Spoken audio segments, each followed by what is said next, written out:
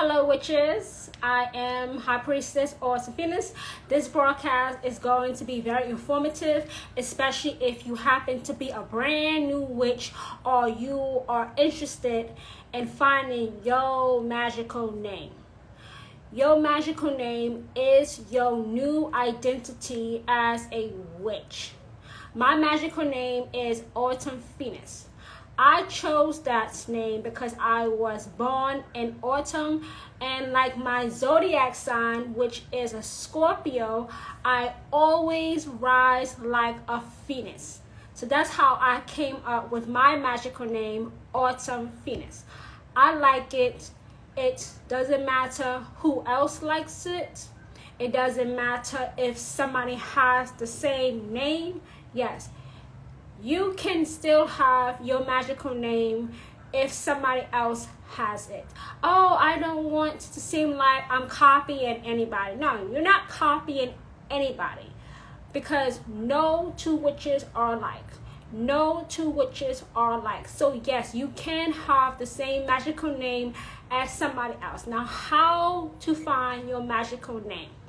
Your magical name can come to you in a dream, a vision, on the sign, on the back of a bus, in a book, in a conversation that you may have been eavesdropping on.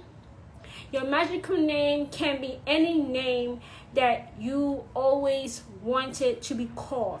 So say for instance, you don't like your current birth name. What name did you want to be called? What name did you want to be named when you were born? That could be your magical name. And yes, you can, if it's legal, now, okay, listen, you can change your current name to your magical name. You can, if it's legal. You can't change your name to something that might make people uncomfortable. Say for instance, you probably should not choose the magical name of Hitler or Stalin or Mussolini. Those are not good names to change legally. If you even can change your name to those names, don't do that, because that will offend people. Your magical name is what you are known as by other witches. So if you see me in public, you don't call me by my birth name. You call me Autumn, or High Priestess Autumn Phoenix, or Priestess Phoenix, but you don't call me by my birth name. It's not you being confused. It's your new identity in the craft. Every time you do spell work and you write out your name, you don't use your birth name. You use your magical name. You write your magical name down on all your tools. Everything you're going to use in witchcraft, you write down your magical name so that the deity, the god, the goddess, any ancestors, any familiars, any spirit animals will know you by that name. If I were to use my birth name, Hecate, my chosen goddess, would not know who I am, because I have never introduced myself as Kimberly to Hecate. If I tell Hecate, hi, I'm Kimberly, who is Kimberly? Who? What? So when I do witchcraft, I always introduce myself to Hecate as Autumn Phoenix. I never tell her my birth name, because she does not know who that person is. Now listen, there is no difference psychologically, I guess, between your magical self and your real, I guess you would say, your real life self, but just your magical name is your new identity as a witch. Your magical name is your new identity as a witch. Your magical name can only be chosen by you. You are the only one that has to like that name. So if another witch does not like your magical name, too bad. You like it, so it's okay. But like I say, you probably don't want to choose a magical name that is extremely offensive, like Hitler. Okay, let's not do that. Change it to something else, but not Hitler. Okay? But getting past Hitler, you are the only one that has to like your magical name. If you like it, you can take it. And yes, you can at any point change your magical name if you don't like it anymore. You can change it. Now, it may be hard for you to change it if your magical name is your legal name. But if it's not your legal name, then yes, you can change your magical name at any point. For any reason, you just don't like it anymore, you're not feeling that way anymore, or you want something that really represents you. And when it comes to your magical name, it can be as long as you want it. You can use all the alphabets in your magical name if you want to. You can use numbers, you can use symbols in your magical name, as long as you like it. Don't say, oh, I don't know how my coven or my high priest or my high priestess is going to respond if they hear my name. It's your name. You are the only one that has to like your magical name. Not because you are stuck with it, but because you chose it. Like I said, your magical dream can be part of your zodiac sign. Most likely, it would be a name that you always loved, a name you wanted to always be known as. Can you choose a magical name of a celebrity? Yes. Can you have the same name as me? Yes. Why? Because no two witches are alike. So if you are Awesome Phoenix, I'm Awesome Phoenix. That's my name too. That's fine, because guess what? Me and you are two different witches. And me and you worship differently. Me and you do witchcraft differently. So we are not the same. And you're not copying me. You didn't steal my name. You chose it. So don't feel like I can't be Beyonce. I can't be Cardi B. You know, if those names are attractive to you, you can add them to your magical name. You can change the letters around. You can add numbers and symbols, as long as you, the witch, like it. As long as you like it.